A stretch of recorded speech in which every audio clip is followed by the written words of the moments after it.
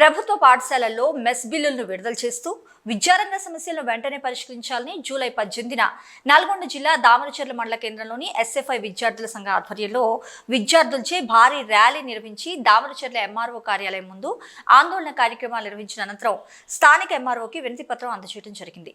ఈ కార్యక్రమంలో ఎస్ఎఫ్ఐ నల్గొండ జిల్లా ఉపాధ్యక్షుడు కుర్రా సైదానాయక్ మరియు దామరచర్ల మండల ఎస్ఎఫ్ఐ కార్యదర్శి వీరునాయక్ విద్యార్థుల సమస్యల పట్ల మాట్లాడుతూ సమస్యల్ని మరి వెంటనే పరిష్కరించాలని ప్రభుత్వాన్ని కోరడం జరిగిందని, లేని ఎడ్ల మరి మున్ముందు విద్యార్థులచే భారీ ఎత్తున ఎస్ఎఫ్ఐ ఆధ్వర్యంలో ఉద్యమాలు ఉధృతం చేస్తామని తెలియజేశారు.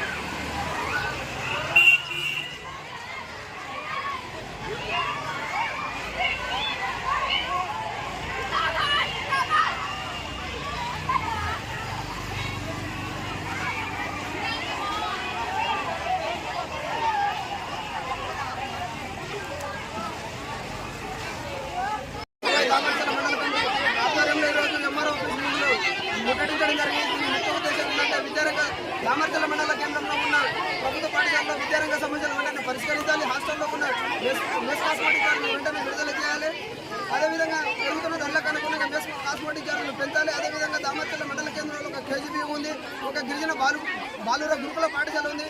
ఆ భవనం నిర్మాణం కార్యక్రమం జరుగుతూ ఉన్నది కూడా సగ నిర్మాణంలోనే ఆగిపోయింది. దాని వెంటనే ఆ పనులు పూర్తి చేయాలని చెప్పేసి కోరుతా ఉన్నాం. అదేవిధంగా కేజీబీకి చుట్టూ ప్రారి కూడా లేదు. అనేక మంది గిరిజన ప్రాంతాల నుంచి వచ్చిన విద్యార్థులు అక్కడ చదువుకుంటూ ఉన్నారు కాబట్టి వారికి వెంటనే రక్షణగా చుట్టూ ప్రారి కూడా నిర్మించాలి. అదేవిధంగా వాళ్ళకి గ్రౌండ్ లేదు. ఇక్కడ ఉన్న విద్యాధికారులు ప్రభుత్వ అధికారులు వెంటనే పట్టించుకొని దానికి ఇక్కడ ఉన్న ఒక గ్రౌండ్ ఏర్పాటు చేయాలని చెప్పేసి దామరచర్ల మండల కమిటీ పక్షాన కోరుతా ఉన్నాం, డిమాండ్ చేస్తాం.